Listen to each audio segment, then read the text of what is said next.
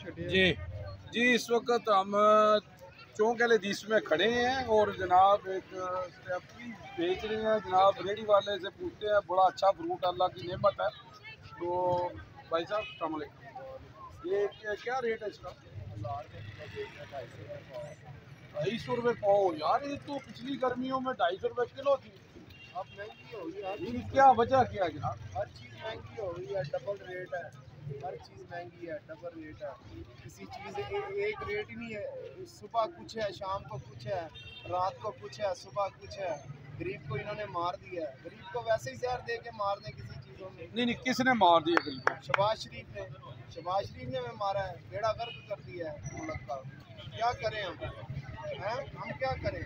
हम फिर चोरिये डाके मारने लग गए हैं। एक दिन लगाते हैं, एक दिन दूसरे दिन जाते हैं मंडी, सौदा महंगा होता है इसलिए लाते हैं।